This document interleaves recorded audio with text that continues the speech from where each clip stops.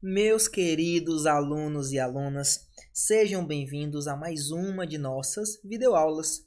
Sou o professor Icaro Castro e hoje falaremos sobre a divisão celular, com ênfase à mitose. Então, segue o fio.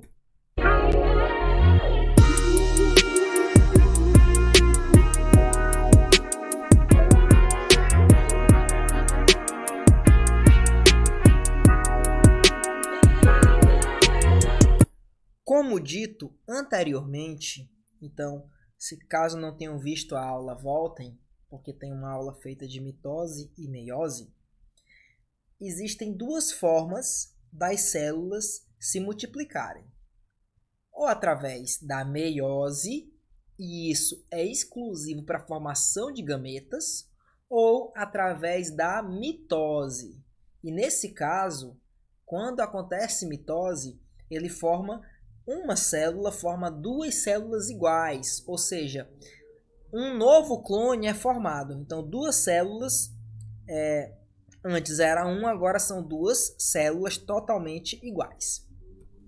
Então, a mitose, ela acontece em todos os organismos e é fundamental para manutenção da vida.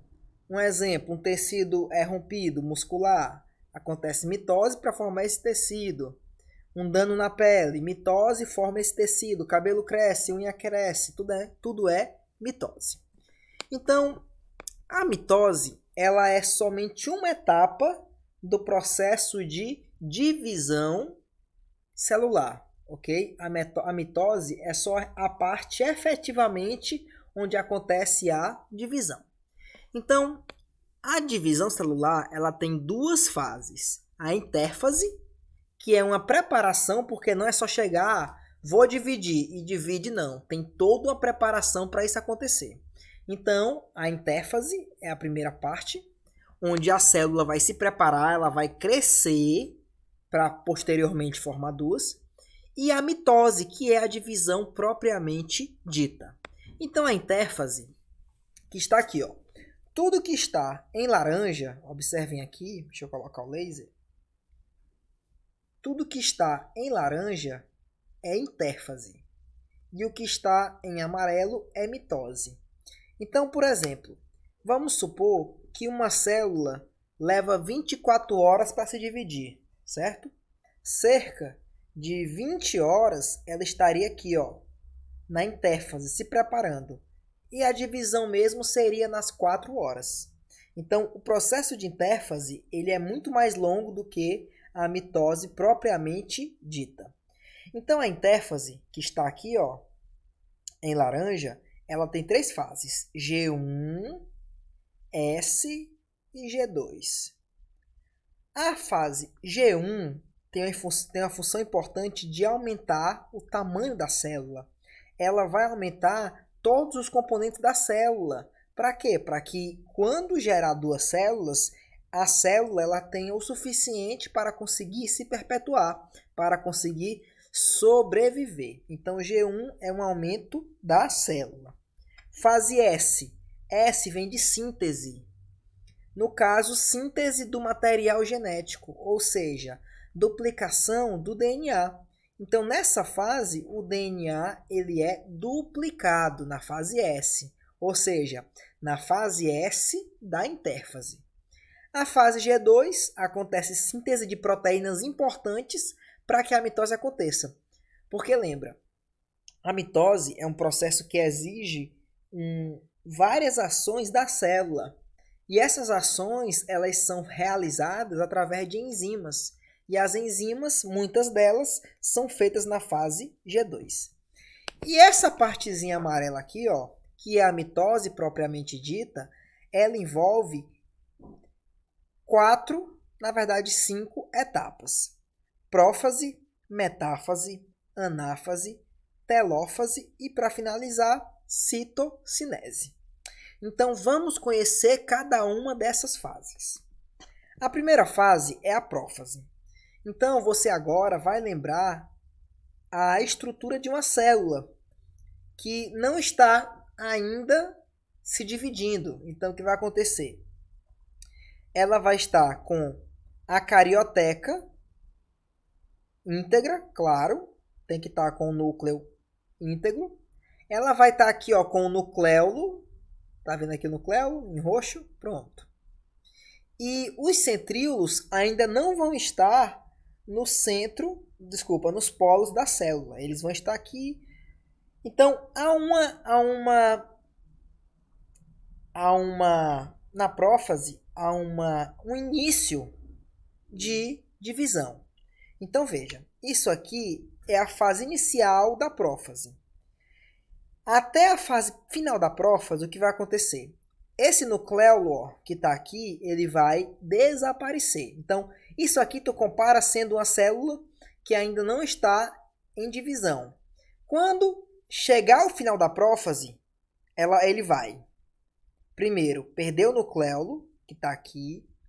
Depois, os cromossomos eles começam a se condensar. Por quê? Porque o DNA, inicialmente, ele está livre, ele não está enrolado. Então, à medida que o DNA, que a célula tende a se dividir, o DNA vai se condensando para quê? Para facilitar na hora de separar, ok?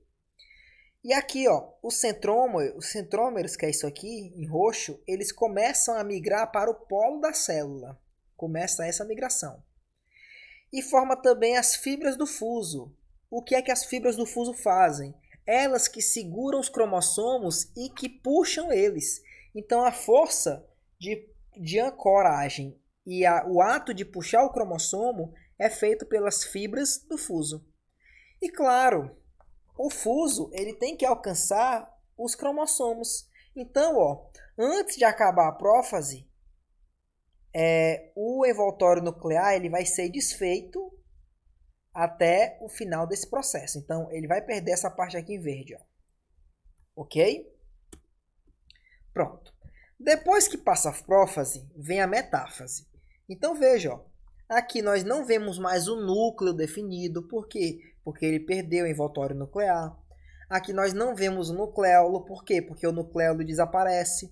O nucleolo é formado por proteínas ribossômicas. Então, se o DNA está condensado, não tem acesso para produzir proteína. Então, o nucleolo desaparece. Aí veja aqui, ó, as fibras do fuso agora, elas estão nos polos. Um nesse polo e o outro nesse polo. Desculpa, os centrômeros. E aos centrômeros estão ligadas as fibras do fuso.